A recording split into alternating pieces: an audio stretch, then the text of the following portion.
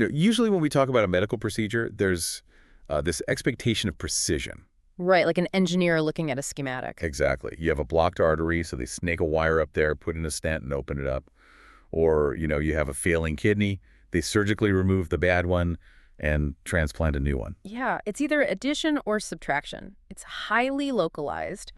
We are identifying a specific broken part, isolating it, Yeah. and attempting to fix or replace that one single variable. Right. It's clean, it's targeted, and frankly, it's comforting. We like things to be categorized. We like a doctor to point at an x-ray and say, well, the problem is right here. Human nature, we want a simple fix. But then you step into the world of stem cell transplantation, and suddenly that targeted, localized engineering approach is just thrown completely out the window. Oh, absolutely out the window. We are looking at a medical landscape that is less like fixing a broken alternator in a car and more like terraforming an entire planet. I mean, you are essentially dismantling a human being's entire defense grid and attempting to install a foreign one.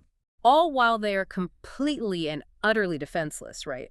It is the absolute definition of a biological reboot. A biological reboot, that's exactly it. You aren't just replacing a single organ. You are fundamentally wiping out and replacing the entire defense infrastructure and blood manufacturing plant of a human being.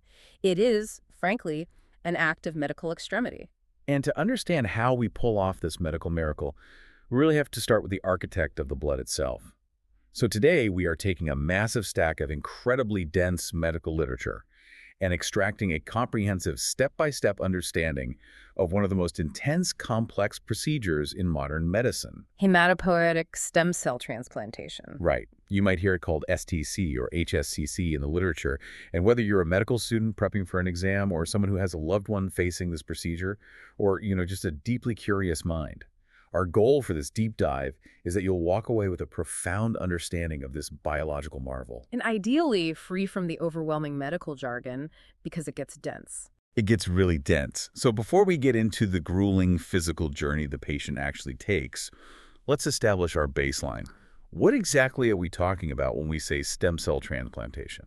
So, clinically speaking, a stem cell transplant is any procedure where stem cells, which, by the way, can come from any donor and via any source, which we'll get into, are given to a recipient.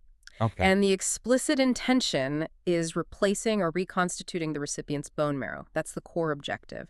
We are trying to rebuild the factory that produces both the blood supply and the immune system. Okay, let's unpack this. Because to understand the factory, we really have to understand the workers, right? What actually is a stem cell? Right? I feel like it's a buzzword we hear all the time in the news, usually with like a lot of hype or controversy attached. But biologically, what makes these cells so fundamentally special compared to, say, a skin cell or a heart cell? Well, they are entirely unique in the body, and they're defined by two fundamental properties. The first property is self-renewal. Meaning they copy themselves. Exactly. It means the cell can divide and produce more stem cells exactly like itself. It can maintain its own population indefinitely. It doesn't just divide and specialize. It divides to keep the pool of stem cells fully stocked. This is a self-replenishing resource. It basically never runs out of raw material. Yes, but the second property is what makes them truly magic. They have the potential to develop into many different types of highly specialized cells in the body. Oh, wow. Yeah, they aren't locked into a single identity yet. And biologists break down this potential into a very specific hierarchy, which we call potency. There are basically 5 distinct levels of potency. Right, and as I was looking at this hierarchy of potency in the sources, I realized we need a way to visualize how a cell actually specializes. Because they don't just change their minds on a whim. No, it's a rigorous molecular mechanism. Right. So think of the DNA inside a cell, like a massive infinite library containing all the instruction manuals to build every single part of a human being. Yeah. The highest level of potency, the very top of the hierarchy, is totipotent. Yes. Totipotent cells are the ultimate blank slate. The perfect example is a zygote. The very initial single cell formed immediately after fertilization. Day 1 cell. Exactly. A totipotent cell has the absolute versatility to differentiate into any type of cell in the human body, plus the extra embryonic tissues. Like the placenta. Right, the placenta and the umbilical cord. It can become literally anything required to construct a human being from scratch. So in my library analogy, a totipotent cell is standing in the grand lobby. It has the master keys to every single wing, every room, every bookshelf. It can read any instruction manual it wants. That's a great way to look at it. But as it divides, it starts making choices. And when a cell makes a choice to specialize, it doesn't just learn a new skill. It fundamentally locks the doors to other parts of the library. Yes, through epigenetics. Right, the cell chemically silences certain genes so they can never be read again. Which brings us down one level to pluripotent cells.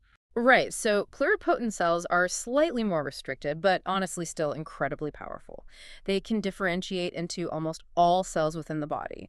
For example, embryonic stem cells that form a few days after fertilization. Okay. They can become beating heart tissue, brain neurons, skin, bone, or liver, but they have lost the ability to form the placenta or those extra embryonic supporting tissues. So the master key to the placenta wing of the library has basically been thrown away. The doors are permanently locked. They're definitely going to be part of the body itself, but they still have thousands of options. Exactly.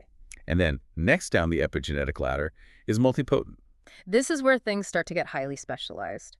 Multipotent cells can differentiate into multiple types of cells, but only within a specific lineage or family. Okay, give me an example of that. The classic example, and the one we are focusing on today, is the hematopoietic stem cell. Hemato meaning blood, poietic meaning to make. A hematopoietic stem cell can become any type of blood cell. Like red blood cells or white blood cells. Right. It can become a red blood cell to carry oxygen, a white blood cell to fight infection, or a platelet to clot blood. But it cannot suddenly decide to become a brain cell or a liver cell. It is entirely committed to the blood lineage. Got it. The doors to the neurology wing and the cardiology wing are padlocked shut. It is firmly stuck in the hematology wing of the library. Then we drop down another level to oligopotent. Oligopotent cells have an even narrower range. They can differentiate into just 2 or a few cell types within a specific tissue. Oh, so they're really narrowing it down now. Very much so. For example, within that blood lineage, an oligopotent lymphoid stem cell might only be able to become either a B cell or a T cell, the specialized assassins of the immune system, but it can no longer become a red blood cell. Wow. And finally, the absolute bottom of the funnel is unipotent. Right. Unipotent cells are destined to differentiate into only one single type of cell, period. So just one option. Just one. For instance, a muscle stem cell that can only ever become a muscle cell. Now, it still has that first property we talked about, self-renewal. It can divide to make more muscle stem cells to repair tissue, but its developmental fate is entirely permanently locked in. It's locked in a single room of the library with only one instruction manual. It will only ever read the book on how to be a muscle cell. It's fascinating how nature creates this funnel of specialization, through gene silencing. It really is an elegant system. But practically speaking, where are we actually finding these cells to use in medicine? Because we look at 4 origin categories, right? We do, and the origins correspond directly to the cell's potency. First, we have embryonic stem cells. As the name implies, these are collected from a blastocyst. Which is what exactly? It's a very early stage embryo, usually around 3 to 5 days after fertilization, and this is almost exclusively following in vitro fertilization procedures. Because they are so early in development, these are those pluripotent cells we just discussed. Okay, got it. Then there are fetal stem cells. Yes, derived from fetal tissue. The most common and ethically straightforward source being umbilical cord blood, which is collected immediately after a baby is born. Right. And then we move to adult stem cells. And just to clarify for everyone listening, adult in this specific biological context doesn't mean you have to be 18 years old, right? Yeah, not at all. It just means postnatal tissue, basically anything after birth. Precisely. We primarily find these adult stem cells residing deep inside the bone marrow or in very, very small numbers circulating in the peripheral bloodstream. These are the multipotent hematopoietic stem cells that are the absolute workhorses for the transplant procedures we are diving into today. But there's a fourth category, and honestly, this is where the biology feels like absolute magic. Induced pluripotent stem cells, or iPSCs. Oh, this is truly the frontier of modern cellular biology, first pioneered in the mid-2000s.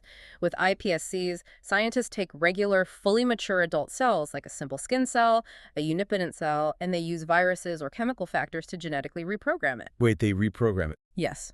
They essentially go into the library, break the padlocks off all those silenced doors, and force the cell to revert backward into a pluripotent state that closely mimics an embryonic stem cell. That blows my mind. It's like taking a cell that has been locked in the skin cell room for its entire life, wiping its memory entirely and dropping it back in the grand lobby with all the master keys. It's revolutionary. The implications of that are staggering, and we will definitely circle back to what that means for the ultimate future of medicine later. But right now, I want to pause and look backward for a second, Okay. because this deep dive wouldn't be complete without the origin story. Yeah. How did we figure this out? Because if you go back to the 1950s, the idea of an invisible shape-shifting cell that builds the blood was basically science fiction. It was entirely theoretical, yeah.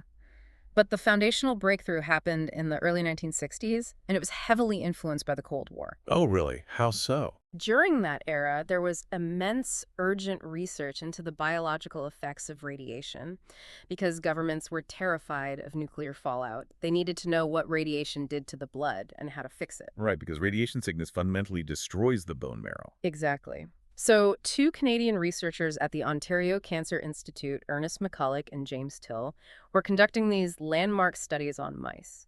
They were taking mice, hitting them with lethal doses of radiation to completely wipe out their bone marrow, and then injecting them with healthy bone marrow cells from other mice to see if they could save them. And what they found wasn't just that the mice survived, but how they survived. Right? Yes. 10 days after the injection, McCulloch and Till examined the spleens of these irradiated mice, and they found these strange, visible lumps nodules growing on the surface of the spleen. Then what were the lumps? Well, what was revolutionary was their realization that every single cell within one of those nodules was a clone. They had all originated from one single invisible pioneer cell that had been in the injected marrow. Wow. So one single cell had landed on the spleen, unpacked its bags, and rapidly divided to create an entire colony of red blood cells, white blood cells, and platelets. Yes. They literally proved the existence of the multipotent hematopoietic stem cell. They proved the invisible workers in the factory actually existed and could be physically transplanted. I mean, it is hard to overstate how massive that was. It basically laid the foundation for the entire field of stem cell research. And medicine moved incredibly fast from that discovery. By 1968, an American physician named Robert A. Good took that foundational knowledge in mice and successfully applied it to a human being. He performed the very first successful human bone marrow transplant. And he did it on a little boy, right? An 8-year-old boy suffering from severe combined immunodeficiency syndrome. For anyone who remembers the boy in the plastic bubble story, this is that same disease. Right. The child is born basically without a functioning immune system. A common cold is literally a death sentence. And Dr. Good used bone marrow from the boy's sister, who happened to be what they call an HLA identical sibling. That is correct.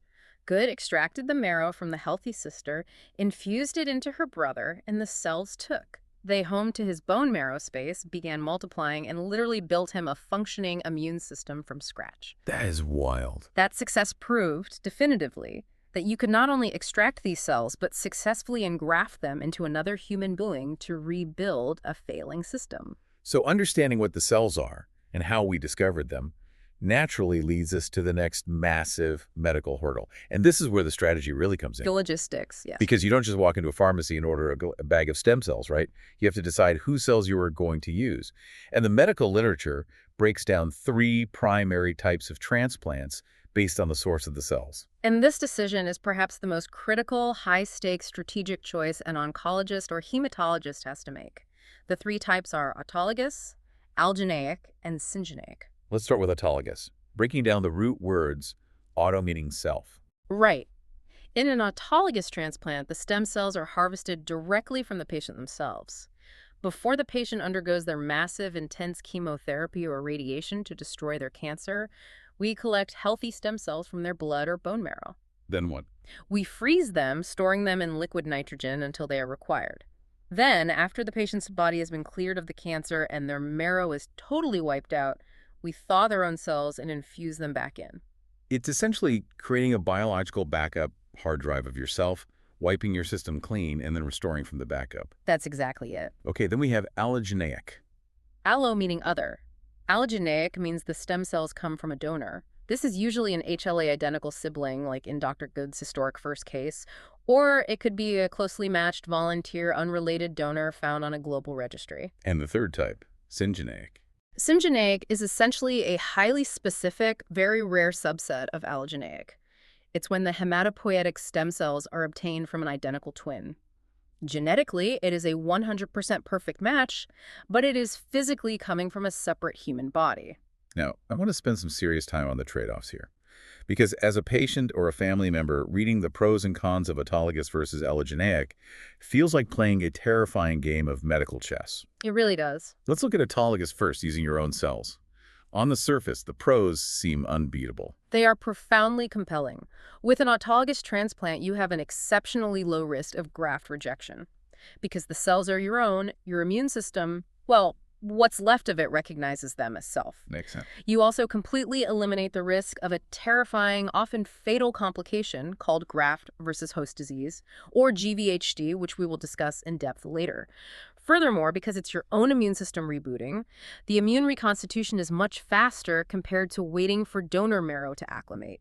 And perhaps most importantly for the patient's quality of life afterward, you do not require routine, lifelong immune suppression. You don't have to be on heavy anti-rejection drugs forever because your body isn't fighting a foreign invader. Exactly. I mean, that sounds like the absolute obvious choice. Why would anyone do anything else? Yeah.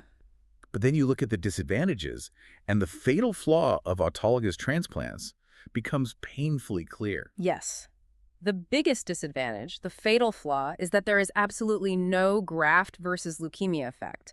Plus, there is a significantly greater possibility of tumor cell contamination in the graft itself. Let's break that down. Tumor contamination.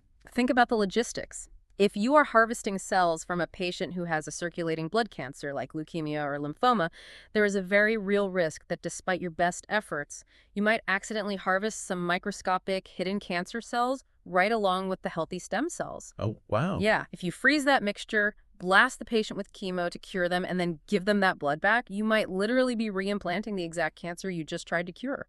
You are seeding the soil with weeds.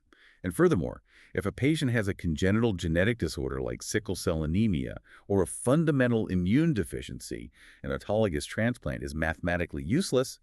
You cannot cure a genetic disease by giving the patient their own genetically flawed cells back. Right, the code is already broken. Okay, I have to push back here, or at least ask the question that I think anyone listening is screaming right now. If autologous transplants have essentially zero risk of rejection and they don't require lifelong immune suppression, why would a doctor ever choose allogeneic for a cancer patient? Why take that massive, life-threatening risk of introducing someone else's immune system into your body if you could just use your own? It is the ultimate medical double-edged sword, and it comes entirely down to that phrase I just mentioned, the graft versus leukemia effect, or GVL. This is the superpower of the allogeneic transplant. It is the core reason it is used. How does it work? When you give a patient a healthy donor's immune system, those new donor T cells wake up inside the patient's body. They start patrolling, and they are exceptionally aggressive. They look around, and they recognize any remaining microscopic cancer cells not as the patient's own tissue, but as foreign invaders. Oh. Yeah. Because to the donor's immune system, the patient's cancer is foreign. Exactly. The new immune system actively hunts down and destroys the residual leukemia or lymphoma cells that the massive doses of chemotherapy might have missed. You are essentially installing a brand new, highly aggressive biological security system that is incredibly effective at eradicating the disease. That is the graft versus leukemia effect. So you are literally weaponizing a healthy donor's immune system against the patient's cancer. That is brilliant. It's like an ongoing living therapy. It is, and for many aggressive malignancies, it is often the only way to achieve a true, lasting, permanent cure. Furthermore, an allogeneic transplant has absolutely zero risk of tumor cell contamination because you are harvesting from a donor who does not have cancer. Right. And, of course, it is the only way to treat those congenital genetic and stem cell disorders because you are providing completely healthy, genetically normal cells to replace the broken ones. But the cost of that superpower is incredibly steep. I mean, the disadvantages of allogeneic transplants are grim. You have a very high risk of graft rejection, the patient's residual immune system fighting the incoming cells. You have a massive risk of graft versus host disease, where that new aggressive security system decides the patient's own healthy organs are the enemy. Yes. And it requires routine, long-term, highly toxic immune suppression to keep that new immune system from attacking the patient. It is a profound life-or-death trade-off. You are trading the high probability of the cancer returning for the high probability of severe immunological complications. So once the medical team, the patient, and the family make this agonizing decision about which type of transplant to do, the next logistical nightmare is, where do we physically get the stem cells? Let's start with the classic image everyone has, bone marrow. Bone marrow aspiration is exactly what most people picture. It involves the physical, surgical removal of bone marrow fluid and cells. Because the marrow we need is deep inside the spongy center of the bone, the donor has to be taken to an operating room and placed under general or regional anesthesia. Not a simple blood draw. No. The physician takes a specialized large bore needle and physically bores through the skin, through the hard outer layer of the bone, and directly into the marrow cavity. And they don't do this on the arm or the leg. They usually go for the posterior iliac crest, which is the thick back part of the hip bone, or occasionally the sternum, the breast cone in the center of the chest. And I want to be clear about the visceral reality of this.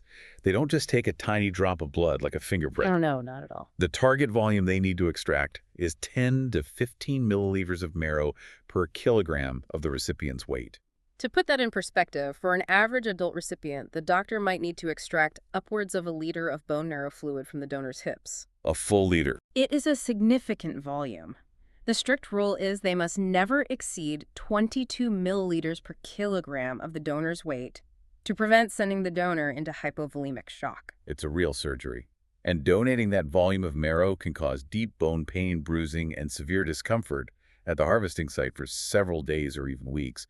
And once that fluid is drawn, they can't just hook it up to an IV immediately, right? No, the raw marrow is thick. It has to be immediately mixed with an anticoagulant like heparin so it doesn't form massive clots.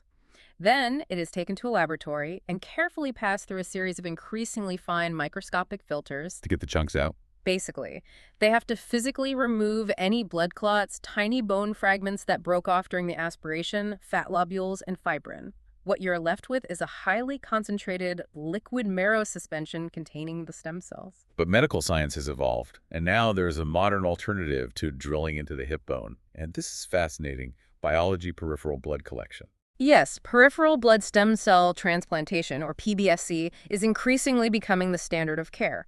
Now, normally, there are very, very few stem cells just floating around in your circulating bloodstream. They strongly prefer to stay tucked away in their cozy niche inside the bone marrow. Right. So to collect them from the blood, we have to force them out. How do you do that? How do you, evict a stem cell? The donor is given daily subcutaneous injections, shots, under the skin of a synthetic medication called a growth factor. The most common one is GCSF, which stands for granulocyte colony stimulating factor. They receive these shots for about 4 to 5 days before the collection. And what is that GCSF actually doing inside the bone marrow? It acts as a massive chemical alarm bell. It alters the microenvironment of the bone marrow. It actually breaks the molecular bonds, the cellular Velcro that holds the stem cells anchored to the bone marrow matrix. Oh, wow. It stimulates the marrow into overdrive, forcing it to rapidly multiply stem cells and flush them out of the marrow cavity directly into the circulating bloodstream. So suddenly, the donor's blood is absolutely saturated with stem cells. Once that happens, the donor goes to the clinic and is hooked up to an apheresis machine.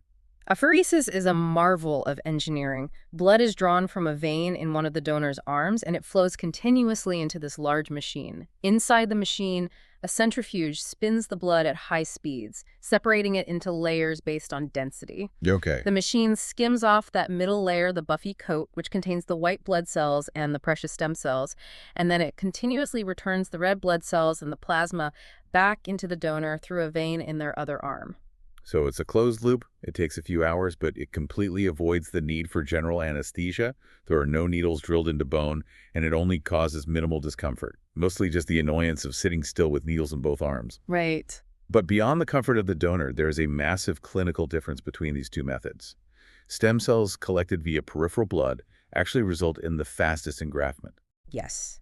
Because they are already mobilized and active, peripheral blood stem cells tend to take root and start producing new blood in the patient significantly faster than bone marrow stem cells. But, as always in this field, there is a catch. There's always a catch. Peripheral blood stem cell transplants carry the absolute highest risk of chronic graft versus host disease. Wait, why is that? If a stem cell is a stem cell, why does it matter where it came from? Because when you use that apheresis machine to skim off the stem cells, you are also skimming off a massive amount of mature, aggressive T cells that are naturally circulating in the blood. There are significantly more T cells mixed in with a peripheral blood collection compared to a bone marrow collection, Yeah. and those T cells are the soldiers that cause GVHD. It's a constant, terrifying balancing act. Faster recovery, but higher risk of the immune system attacking you. Now, there is a third source of cells, the umbilical cord. Cord blood is collected from the umbilical cord and placenta immediately after a baby is born. This is blood that would otherwise be discarded as medical waste. Right, but it's not as simple as a nurse just deciding to save it in a jar. If it's going to a public cord blood bank to be used for a transplant, the prerequisites are incredibly strict. Absolutely. You need detailed, informed consent from the biological parents. You have to take a comprehensive medical and family history spanning generations of both parents to meticulously rule out any inherited genetic disorders. Makes sense. And a sample of the mother's blood must be rigorously tested for infectious diseases like HIV, hepatitis B and C, syphilis, and cytomegalovirus. And the biological profile of cord blood is fascinating. It has a very low absolute number of stem cells compared to an adult donor. Because of that low volume, engraftment is the slowest of the three methods. It takes a long, dangerous time for those few cells to wake up, multiply, and start producing a viable immune system for an adult. It does. But it has two massive advantages. First, because the cells are so young and functionally immature, they are immunologically naive. They haven't learned to be aggressive yet. Because of this, the rules for genetic matching are much less restrictive, and the risk of acute and chronic GVHD is actually the lowest of all the options. It's a fantastic option, particularly for children or for patients of diverse ethnic background who traditionally struggle to find a perfect genetic match in the adult bone marrow registries. Sure. Now, whether it's marrow, peripheral blood, or cord blood, if you aren't using it immediately, like in an autologous transplant where you harvest it and wait weeks for the patient to undergo chemo, you have to store it. Yes. And you can't just put it in a medical refrigerator. You have to use cryopreservation. To keep these fragile living cells viable for long periods, months, or even years, they are frozen and stored in the vapor phase of liquid nitrogen at unimaginably cold temperatures. We're talking between negative 145 degrees and negative 195 degrees Celsius. Biological time essentially stops completely. But freezing biology is incredibly violent. If you've ever put a fresh strawberry in the freezer and then thawed it out, you know it doesn't come back as a fresh strawberry. It turns into a puddle of mush. That's a great visual. That's because the water inside the plant cells forms ice crystals. And at a microscopic level, ice crystals act like tiny jagged daggers.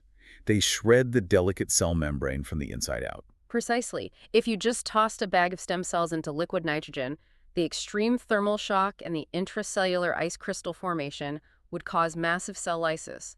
They would literally burst open and die. It would be a bag of useless cellular debris. So how do you stop that? To prevent this, the laboratory technicians perform a very delicate chemical exchange. They mix the stem cells with a cryoprotecting chemical, most commonly dimethyl sulfoxide, or DMSO. And how does DMSO stop the daggers? DMSO penetrates the cell membrane and physically displaces the water inside the cells. It acts exactly like the antifreeze you put in your car's radiator. It lowers the freezing point and prevents the formation of sharp ice crystals. Oh, wow. It allows the cell's internal fluids to enter a glass-like vitrified state rather than a crystalline state. This protects the cells from thermal shock and prevents lysis, allowing them to be safely thawed in a warm water bath years later, completely viable and ready to save a life. Okay, so we know what the cells are, we know how to extract them from the hips or the blood, and we know how to freeze them in biological stasis. But choosing an allogeneic donor isn't just about picking a willing friend or throwing a dart at a registry. Definitely not. It's about unlocking a highly sophisticated, unforgiving biological security system. And this brings us to the intense preparation and the matching process. Preparing for an allogeneic transplant is an exhausting process for both the donor and the patient. Let's look at the donor's gauntlet first, because they are volunteering for a major medical procedure to save someone else. It's not a walk in the park. The medical protocols lay out a very rigid sequence. It begins with comprehensive pre-donation education. The donor must attend sessions to fully understand the biological process, the significant time commitment, and the potential risks like anesthesia complications or bone pain. Once they're fully educated, they sign informed consent. Right. Then comes a rigorous physical and systemic examination to identify any underlying morbidities that might make donating dangerous for them. They really put the donor under a microscope. Full blood counts, liver function tests, kidney function tests, extensive imaging studies like chest x-rays, CT scans, MRIs, echocardiograms to ensure their heart can handle anesthesia, lung function tests. And of course, strict infectious disease screening. Right, for HIV, hepatitis B and C, and a panel of other viral and bacterial infections.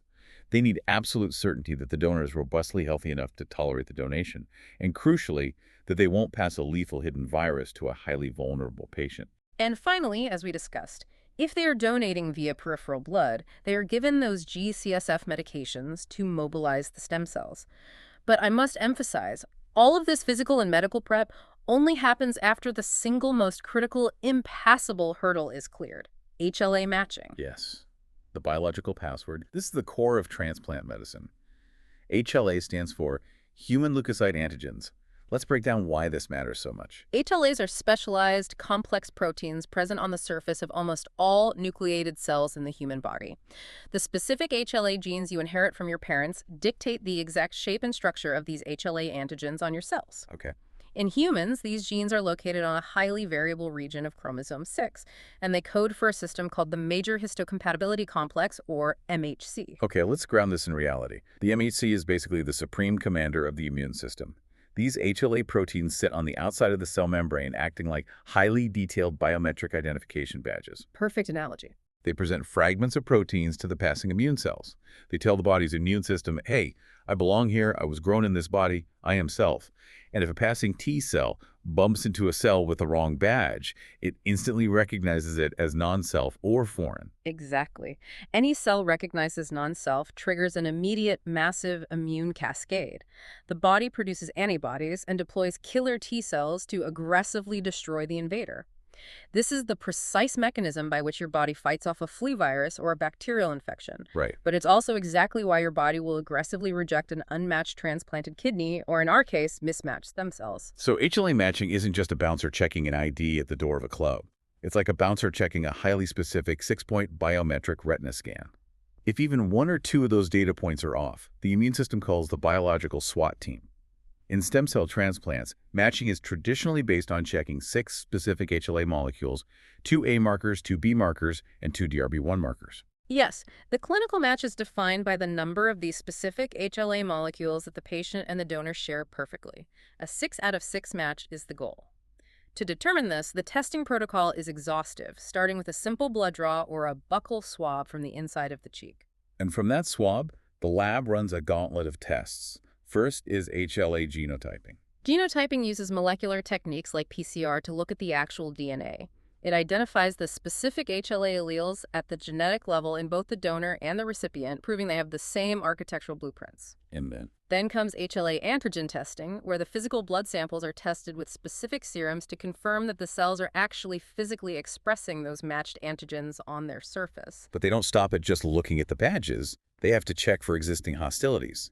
The medical protocols require HLA antibody testing, also known as a panel-reactive antibody test. This step is crucial. Even if the genetics look like a perfect 6 out of 6 match on paper, the recipient might have developed hostile antibodies against certain HLA types in the past. How does that happen? This usually happens if the patient has had previous blood transfusions or in women who have been pregnant, where they were exposed to foreign fetal tissue.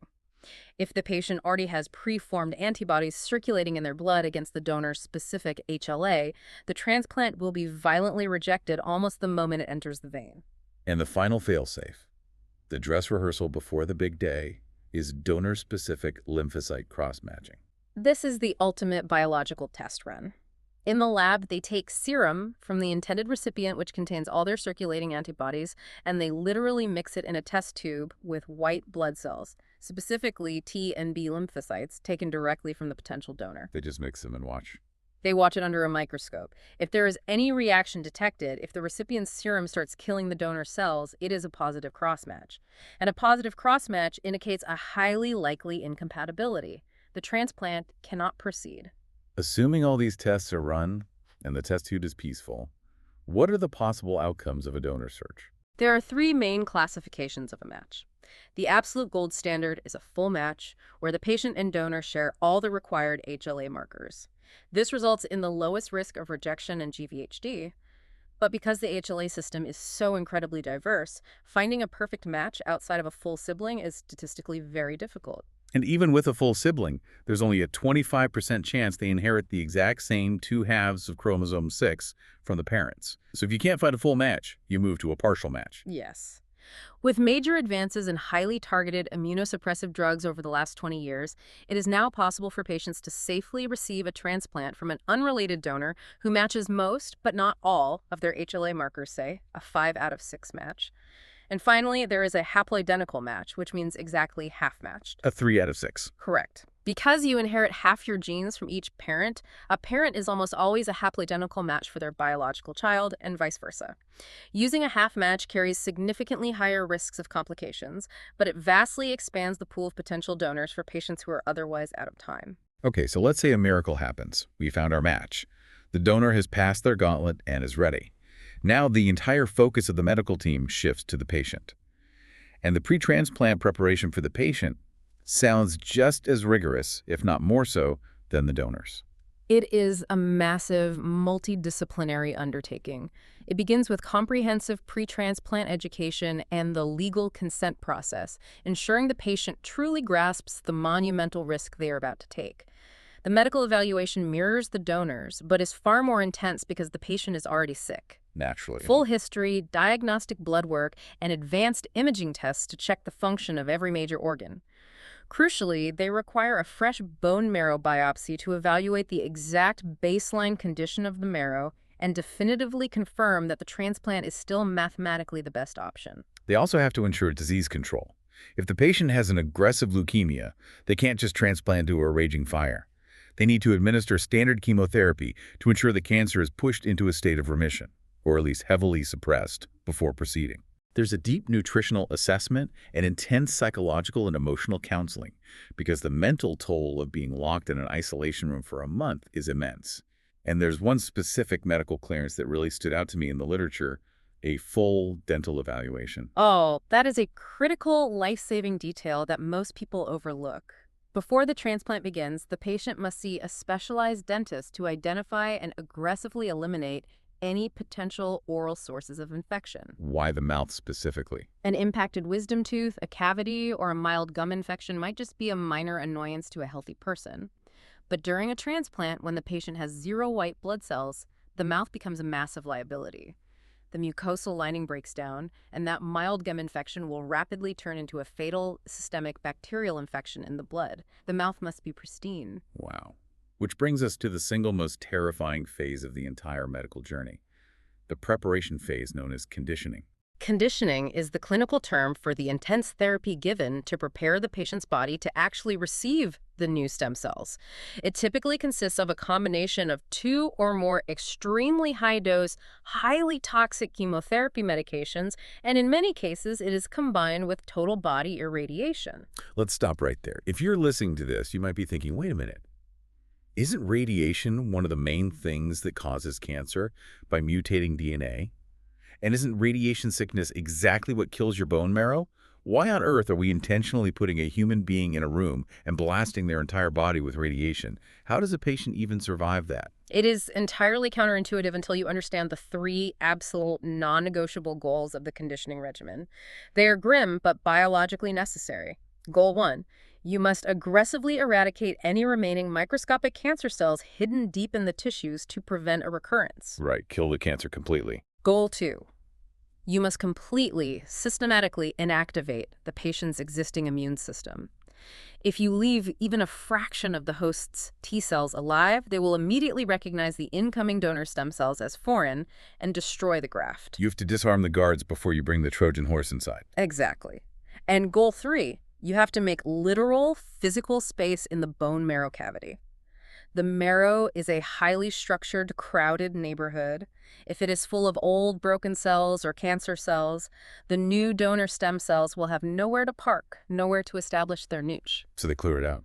The radiation and high-dose chemo physically clear out the old cells, emptying the neighborhood so the new cells can move in and engraft. So to go back to my earlier analogy, conditioning isn't remodeling a house. It's not a gut renovation. Conditioning is bringing in the wrecking ball. It is raising the building entirely down to the dirt foundation. It is salting the earth with toxic chemicals so the old cancerous weeds absolutely cannot grow back, all just so you can pour a brand new, clean foundation. It is total destruction for the sake of a necessary rebirth. That is a painfully accurate description of the biological reality. And this conditioning therapy is typically given continuously over several days, usually spanning 7 to 14 days, depending on the specific aggressiveness of the protocol. And just a quick note on timeline. If this is an autologous transplant using the patient's own saved cells, those cells obviously have to be harvested and frozen before this conditioning begins. Otherwise, you'd be vaporizing the very cells you were trying to save, Correct. The conditioning destroys everything currently inside the patient. which dramatically sets the scene for the climax of the procedure. The conditioning ends, the wrecking ball stops swinging. The patient is now existing in a state of absolute biological fragility. They are essentially without a functioning immune system. Their bone marrow cavity is an empty ghost town. They are highly vulnerable, existing in a sterile bubble. It is time to introduce the new cells. It is time for day 0. Day 0 is the clinical term for transplant day. And what is fascinating is that after weeks of intense buildup, surgery for the donor, and brutal radiation for the patient, the actual physical procedure of the transplant is surprisingly, almost jarringly, straightforward. I was struck by how anticlimactic the visual is compared to the monumental, life-altering biology happening inside the blood. There is no massive surgery for the patient on day 0. No scalpels, no operating room lights. No. The stem cells, whether they were freshly collected from a donor-apheresis machine the day before or carefully thawed in a water bath from years of cryopreservation, are brought to the patient's room in what looks like a standard 5E bag. Just a bag on a pole. Yes, and they are infused directly into the patient's bloodstream through a central venous catheter.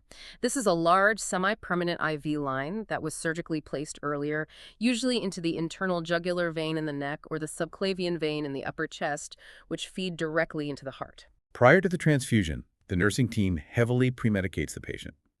They are given antihistamines, steroids, and intravenous fluids to prevent violent allergic reactions to the preservatives and to reduce side effects. Yeah. And then they spike the bag, the infusion begins, It just drips in over several hours. and the clinical team sits there obsessively monitoring their vital signs, checking every few minutes for signs of fever, violent chills, hives breaking out, a sudden dangerous drop in blood pressure, or shortness of breath. But frequently, patients experience absolutely no immediate side effects at all from the physical infusion. Visually, it just looks like they're getting a bag of blood. But microscopically, the moment those cells enter the vein, it is the beginning of the most critical, harrowing phase of the entire process, the neutropenic phase. Also known as the void. Yes, the void is an apt description. This is the immediate post-transplant period, lasting roughly 2 to 4 agonizing weeks. During this window, the patient has essentially zero immune system and zero ability to clot their own blood. The conditioning chemo completely wiped out their old system, and the new stem cells that just drooped into their chest haven't started producing yet. Total, absolute vulnerability. A common cold virus, a microscopic speck of dust with a fungal spore on it, or a minor scrape could cause a massive, uncontrollable infection or fatal bleeding. The medical protocols emphasize that strict infection control is paramount. They use a protocol called reverse barrier nursing. Normally in a hospital, barrier nursing is used to protect healthcare workers and other patients from a highly contagious infected patient. Reverse barrier nursing flips that logic entirely. Right, to protect the patient. The patient isn't dangerous, the world is dangerous. The barriers are there to protect the patient from the microscopic life that exists everywhere outside their door. They are placed in highly specialized positive pressure rooms with HEPA air filtration so air flows out, not in. Every nurse, every doctor, every family member who enters must undergo strict hand hygiene, scrubbing in like a surgeon. They must wear sterile masks, gowns, and gloves. Visitors are severely limited. Even the food is sterile. Right, low microbial diets. They were put on strict, low microbial diets. No raw food, no fresh fruits, no crisp salads. Because a microscopic, totally normal mold spore sitting on the skin of an unwashed grape, a spore that your or my immune system would neutralize in a second without us ever knowing, could blossom into a lethal, systemic fungal infection for them. And during this void, the patient's body cannot sustain itself. Yeah. They rely entirely on massive external medical intervention. They are pumped full of broad-spectrum antibiotics, antivirals, and powerful antifungals just in case. Because they aren't making their own blood, they require frequent red blood cell transfusions just to keep oxygen flowing to their brain, and platelet transfusions just to stop their gums from spontaneously bleeding. It's intense. They are medically suspended, kept alive by wires and tubes while they wait for the microscopic magic to happen. And the magic we are holding our breath for is called the engraftment phase. And this complex biological process begins with a phenomenon called stem cell homing. Yes, homing is the crucial first step. I have to stop here because this blows my mind. We just drip these cells into a central vein in the upper chest. They enter the massive, turbulent river of the human circulatory system. They are pumped through the heart, into the lungs, down to the toes, up to the brain. How on earth do these blind, microscopic cells, which don't have eyes or brains or fins, know how to swim through the entire body, exit the roaring bloodstream at the exact right spot, find the hollow cavity of the bone marrow, and park themselves exactly where they need to be? It's like a biological GPS. It truly is one of the most elegant marvels of human biology. The underlying mechanism isn't intelligence, it's a highly sophisticated chemical dialogue. Even though the bone marrow is empty, the structural stroma cells left behind are screaming for help. Screaming chemically. Right. They secrete specific chemical signals called chemokines into the blood. The most important one is called SDF1. Meanwhile, the new stem cells flowing in the blood have specialized protein receptors on their surface, specifically one called CXCR4, which acts like a molecular bloodhound. They're sniffing out the signal? Exactly. The stem cells follow the chemical gradient of SDF1 through the bloodstream, getting closer and closer to the source. When they reach the tiny capillaries inside the bone marrow, the chemical signal is overwhelming. The stem cells undergo a process called rolling. Rolling. They literally stick to the walls of the blood vessel using adhesion molecules like microscopic Velcro. They roll along the wall, find a microscopic gap between the vessel cells, squeeze themselves through the wall, and nestle deep into their specific microenvironment, their niche. They find the address, unlock the door, unpack their bags, and finally get to work. And outside the room, the doctors are obsessively watching the daily blood tests, waiting for the proof that the factory is producing. The clinical protocols give a very specific mathematical definition for when clinical engraftment is officially achieved. They do. It's not a feeling, it's a number. Engraftment is generally defined as reaching an absolute neutrophil count, neutrophils, being a specific, crucial type of infection-fighting white blood cell of over 500 cells per cubic millimeter of blood, and sustaining that level for 3 consecutive days. Okay. Simultaneously, they must reach a platelet count of over 20,000 per cubic millimeter for 3 consecutive days, and crucially, they must maintain that number without the need for a donor platelet transfusion. Once they independently hit those numbers for 3 days straight, the celebration happens. The factory is officially back online, the lights are on, the void is over. And as we noted earlier, the data shows that this engraftment milestone actually occurs about a week earlier if you use peripheral blood stem cells compared to bone marrow stem cells, because those peripheral cells were already primed and mobilized by the growth factors. Yes. And once hematologic engraftment is definitively achieved, we transition into the post-engraftment period, which is the long, slow road to actual recovery. The literature says this phase lasts for months, and realistically sometimes years. It involves the agonizingly gradual development of immunological tolerance between the brand new immune system and the patient's existing bodily tissues. The doctor slowly, carefully wean the patient off the heavy immunosuppression drugs, meticulously managing any chronic issues, and continuously document the slow, steady reconstitution of a fully functioning, diverse immune system. But, as you might have guessed, while the cells might successfully find their home and the blood counts might hit the magic numbers, the war is far, far from over. The new immune system is a foreign army, and it might look around its new home and decide it doesn't like the landscape. Which brings us to the most sobering part of this deep dive. The aftermath, the complications of the cure. The medical literature provides a terrifying, comprehensive reality check of what can go wrong, dividing the massive risks into acute complications and long-term complications. And honestly, looking at this list, it takes your breath away. Let's start with the acute complications, the crises that hit hard and fast in the immediate weeks and months following the transplant. The most common acute complication, and one that is almost universally experienced by patients due directly to the intense conditioning regimen, specifically cytotoxic drugs like etoposide and methotrexate, is mucositis. It sounds like a mild inconvenience, like a sore throat, but it's not. Explain the mechanism of why this happens. Chemotherapy is designed to target and kill cells that divide rapidly, because cancer cells divide rapidly. Unfortunately, the cells that line your entire gastrointestinal tract from the inside of your mouth down your esophagus, through your stomach and intestines, also naturally divide very rapidly to maintain their protective barrier. The chemo annihilates them. Mucositis is the severe inflammation, sloughing off, and painful open ulceration of these mucous membranes. The inside of their mouth and throat is essentially covered in open, raw blisters. Yes. Patients experience agonizing pain. They often cannot swallow even their own saliva, let alone eat solid food, necessitating intravenous nutrition. But more dangerously, the mucosal lining of the gut is the primary physical barrier, keeping the trillions of naturally occurring gut bacteria out of the bloodstream. When that barrier ulcerates, it provides a massive, open doorway for bacteria in the gut to enter the blood and cause life-threatening sepsis. Then there is hemorrhagic cystitis. Cystitis meaning inflammation of the bladder, hemorrhagic meaning bleeding. The chemometabolites concentrate in the urine and physically burn the lining of the bladder, causing severe hematuria and dysuria, which translates to incredibly painful, visibly bloody urination. There is also prolonged and severe pancytopenia. Let's break that down. Pan means all. Cyto means cell. Pytenia means lack or deficiency.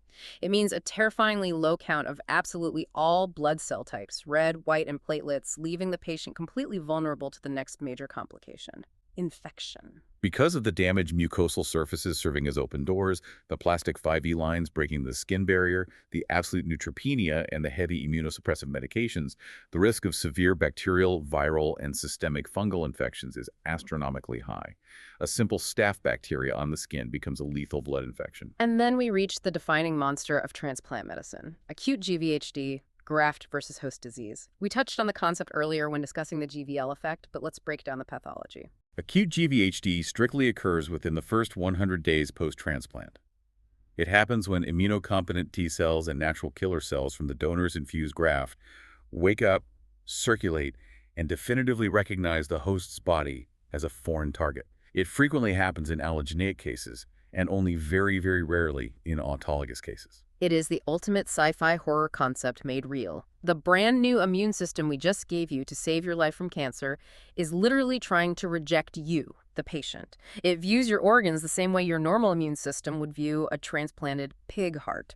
The clinical texts say it primarily targets 3 specific organs: the skin, the mucosal surfaces of the gut, and the liver. Why those 3? Why doesn't it attack the heart or the brain? It's all about exposure. The skin, the gut, and the liver are the organs that have the largest surface area continuously exposed to the outside world, to food, to toxins, and to the microbiome. Because of this, they are densely packed with what we call antigen-presenting cells, or APCs. These are the cells that show foreign proteins to the immune system. Oh, I see. The donor T cells bump into these millions of host APCs in the skin and gut, and it triggers a massive systemic cytokine storm. It's an immunological fire. And physically, what does that look like for the patient? On the skin, it is characterized by an erythematous and macular skin rash. This isn't a small patch of dry skin. It is a severe, angry, flat, bright red rash that starts on the palms and soles and violently spreads across the entire body, sometimes resulting in the skin physically blistering and peeling off, similar to severe burn victims. And internally. If it attacks the gut, the inflammation causes profound, uncontrollable, voluminous secretory diarrhea, leading to severe dehydration and malnutrition. If it attacks the liver, it causes inflammation of the bile ducts, leading to severe jaundice, the skin turning yellow, and acute, rapidly progressing liver damage. Which constantly makes me wonder, as a doctor standing at the foot of that bed, how do you even begin to manage this? How do you balance giving a patient enough heavy immunosuppressant drugs like high-dose steroids to force the GVHD to stop destroying their liver without suppressing that new immune system so much that a common bacterial infection becomes immediately fatal? That is the ultimate art and the intense, unforgiving science of post-transplant care. It is not an exact formula. It requires daily, sometimes hourly, adjustments to medication dosages based on lab results and physical symptoms. You are walking a razor-thin tightrope over a canyon. Lean too far to the left and you face fatal organ rejection by the raging graft. Lean too far to the right and you face fatal opportunistic infection. And the liver can be targeted by something else entirely too, directly from the chemo. Hepatic veno-occlusive disease, also heavily referred to now as SOS sinusoidal obstruction syndrome. The toxic chemo damages the microscopic blood vessels inside the liver. The symptoms are grim, rapid unexplained weight gain, severe generalized edema and fluid retention, a deeply tender and enlarged liver pressing against the ribs, jaundice, ascites, which is massive fluid accumulation distending the abdomen, and it can progress rapidly to fulminant total hepatic failure. We also see acute pulmonary complications. A major one is transplantation-related lung injury, which is an acute, severe inflammatory response causing rapid lung damage and respiratory distress. This is primarily seen in allogeneic transplants where the immune system is hyperactive, and it is often treated with massive doses of corticosteroids and targeted anti-TNF agents like etanercept to force the lung inflammation to subside. And finally, under acute complications, the absolute nightmare scenario, primary graft failure. Failing to ever establish hematologic engraftment, the cells go in that they just don't take. The factory stays dark. The medical literature states this is usually due to an unrecognized HLA mismatch, viral infections attacking the marrow space, or insufficient cell dose. It is associated with a devastatingly high rate of mortality because the patient is left indefinitely with zero immune system and zero blood production. Those are the immediate acute hurdles.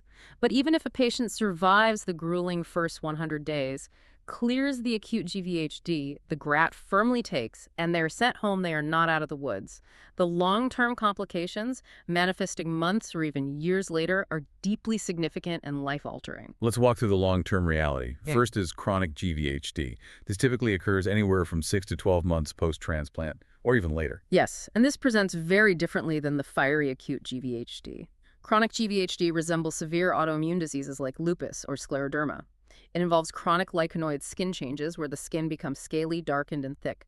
It attacks the exocrine glands, causing profound, painful dryness of the eyes and mouth. That sounds miserable. It is.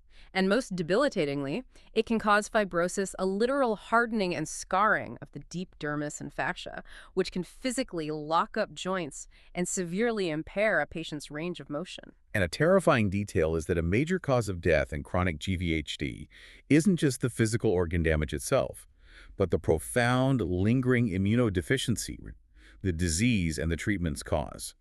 Patients can die of pneumonia a year after their transplant because their immune system is locked into civil war. The conditioning regimen also takes a heavy permanent toll. Let's look at ocular effects. Using total body irradiation to clear the marrow is a massive direct risk factor for developing posterior subcapsular cataracts, clouding of the lens of the eye that requires surgery. Though oncologists note this risk can be mitigated by using fractionated doses, meaning they break the total radiation up into multiple smaller, less toxic sessions rather than one massive blast. The endocrine effects are also a massive quality of life consideration.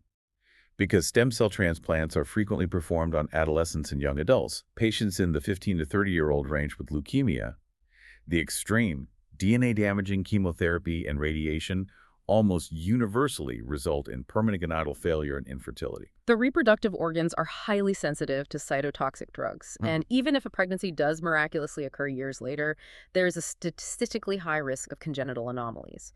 The clinical guidelines strongly emphasize the absolute ethical and medical need for thorough counseling in sperm, or oocyte cryopreservation, freezing eggs and sperm before the patient ever undergoes the conditioning procedure, preserving their chance to have a biological family in the future. We also see debilitating long-term pulmonary effects, like restrictive and chronic obstructive lung diseases. A specific, severe phenotype seen here is bronchiolitis obliterans. This involves chronic inflammation and permanent scarring of the tiny bronchioles, the smallest airways in the lungs. Patients become progressively short of breath.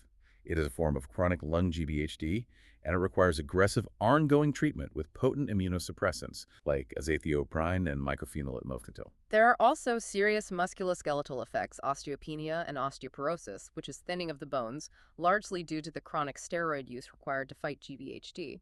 We also see avascular necrosis, which is the literal death of bone tissue, often in the hips or shoulders, due to the tiny blood vessels supplying the bone being destroyed by steroids or radiation.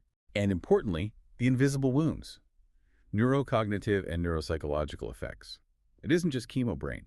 Patients post-transplants objectively often experience lower IQ scores, intractable sleep disorders, profound chronic fatigue that never fully lifts, significant short-term memory problems, and in pediatric patients whose brains are still developing, severe developmental delays. The trauma of the procedure and the biological damage require heavy, long-term psychological and cognitive counseling. And rounding out the list, long-term immune effects.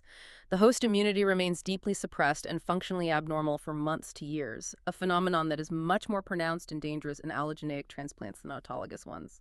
Okay, let's take a collective deep breath.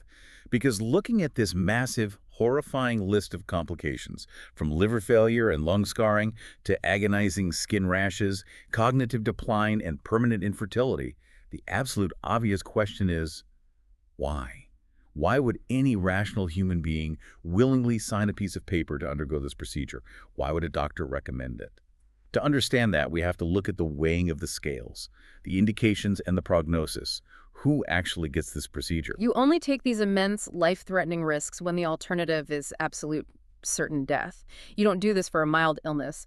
The medical literature categorizes the indications into two main buckets: malignant and non-malignant diseases. Let's start with the heavy hitters. Under malignant diseases, we have the aggressive blood cancers, acute and chronic leukemias, lymphomas, both Hodgkin's and non-Hodgkin's, and multiple myeloma. These are cancers where the factory itself is corrupted. Exactly. If you have a tumor in your lung, a surgeon can theoretically cut it out. But if your bone marrow is pumping millions of cancerous white blood cells into every capillary of your body, you can't cut that out. The entire blood system is the tumor. You have to use lethal conditioning to destroy the factory and stem cells to replace it, but there are also incredibly important non-malignant indications. Right, conditions where the body isn't cancerous, but the factory is just fundamentally broken. Bone marrow failure syndromes like severe aplastic anemia, where the marrow simply stops producing cells entirely for no apparent reason. Yeah. Severe hemoglobinopathies like devastating cases of sickle cell disease or thalassemia, where the red blood cells are genetically misshapen and cause constant strokes and pain. Or primary immunodeficiency disorders like the boy Dr. Good treated in 1968 who had no immune system. The clinical indications also list severe metabolic storage disorders, such as Hurler syndrome and adrenoleukodystrophy. In these devastating genetic diseases, the body lacks a specific enzyme, leading to toxic buildup in the brain and organs. A stem cell transplant can provide a continuous, living supply of donor cells that produce the missing enzyme, halting the brain damage. And increasingly, the frontier of this field is treating severe autoimmune diseases, where the patient's own immune system is relentlessly attacking their nervous system or joints. Conditions like rapidly progressing, severe multiple sclerosis, or severe treatment-resistant rheumatoid arthritis. In these cases, particularly with autologous transplants, the procedure is a desperate, heavy-handed attempt to reboot the immune system computer. Turn it off, wipe the hard drive, and turn it back on, hoping the new immune cells forget they were supposed to attack the body. It is, as you said earlier, the ultimate medical Hail Mary. You are looking a patient in the eye and saying, we are trading a disease that will definitely kill you or permanently disable you for a brutal procedure that might kill you in a dozen different ways, but it also carries the only existing chance of a true, lasting cure. So what determines if a patient actually survives the gauntlet and thrives? The literature breaks down four main pillars of prognosis. What dictates the odds of success? Pillar number one is the type of transplant. As we discussed deeply, an autologous transplant has far fewer acute complications and zero GVHD risk, meaning the patient is highly likely to survive the procedure itself, but they carry a much higher chance of the original cancer relapsing. An allogeneic transplant carries immense, terrifying complication risks and high procedural mortality, but offers that life-saving graft versus tumor effect that permanently cures the cancer. Pillar two is the stage of the disease at the time of transplant. It's logical, but it bears repeating. Patients who undergo the transplant while their leukemia is in early remission when the cancer burden is incredibly low had a much faster resolution, fewer complications, and a vastly better long-term survival rate. Yeah. Conversely, patients who are forced to transplant in a late refractory phase or during an active raging relapse have a notably worse prognosis because the conditioning has to fight so much harder and the body is already exhausted. Pillar three, the patient's age and medical history. Simply put, younger patients possess the physiological reserve and organic resilience to physically tolerate the brutal conditioning chemotherapy and the stress of acute complications far better than older patients. Furthermore, if a patient has a long, grueling history of multiple previous rounds of toxic chemotherapy or radiation treatments before they ever get to the transplant stage, those earlier treatments have already structurally strained their vital organs, the heart muscle, the liver enzymes, the kidney filtration. That pre-existing damage significantly worsens the prognosis for surviving the transplant. And the final, fourth pillar of survival is the donor match. An allogeneic sibling donor who is a flawless 6 out of 6 HLA match remains the absolute gold standard for the best possible immunological outcome. Moving down the registry to mismatched unrelated donors or half-matched haploidentical family members, while often a life-saving necessity when time is running out, yields a progressively worse prognosis directly due to the mathematically increased risks of severe graft rejection and unmanageable GVHD. It is a massive, complex calculus of risk versus reward, weighed uniquely for every single patient who sits in that consultation room. We have covered a truly massive amount of biological and emotional ground today. We started with the beautiful basic definition of a stem cell, exploring the epigenetic library that dictates the difference between a totipotent blank slate zygote and a unipotent muscle specialist. We traveled back to the Cold War radiation labs of the 1960s with McCulloch and Till discovering those miraculous single-cell colonies in mouse spleens, leading directly to Dr. Good's first human cures. We heavily debated the intense pros and cons of using your own safe cells versus weaponizing a donor's foreign immune system to fight your cancer. We detailed the rigorous, almost impossibly strict biometric security of HLA and the major histocompatibility complex, and the visceral surgical reality of extracting liters of marrow from a hip bone or using growth factors to flush stem cells into an apheresis machine. We walked step by step through the terrifying process of conditioning racemazing the host's immune system to the dirt and the quiet, miraculous, anticlimactic biology of day zero, where blind, microscopic cells follow chemical breadcrumbs through the roaring bloodstream to find their permanent home in the empty marrow. And we absolutely did not shy away from the brutal aftermath. The horrific acute complications like mucositis and hepatic SOS, the chronic scarring of the lungs and skin, the agonizing tightrope walk of immunosuppression, and the ultimate heavy calculation of risking everything for the chance at a cure for diseases like acute leukemia or severe multiple sclerosis. It is an awe-inspiring process that highlights both the sheer blunt force brutality and the absolute microscopic miracle of modern medical advancement. It truly is a testament to human ingenuity. We learn to manipulate the very fundamental building blocks of life, and it is a testament to the incredible, shocking resilience of the human body to endure destruction and rebuild itself. But before we wrap up this deep dive, I want to leave you with a thought that builds on something we discussed at the very beginning. Early on, we talked about the frontier of biology. Induced pluripotent stem cells, iPSCs. The ability to take a mature, unipotent adult cell, break off the epigenetic padlocks, and genetically reprogram it backward into an embryonic totipotent state. I want you to really think about the massive implications of that mechanism based on everything we've just discussed about the horrors of the transplant process. It's a game changer. What if, in the very near future, the agonizing, terrifying search for an HLA-matched donor becomes entirely obsolete? What if the absolute horror of graft versus host disease, that biological nightmare of your new immune system aggressively attacking your own skin and liver, becomes a dark relic of medical history? That's the dream. Imagine a world where a doctor doesn't drill into a sibling's hip bone. Instead, what if we could just take a simple, painless swab of your own skin?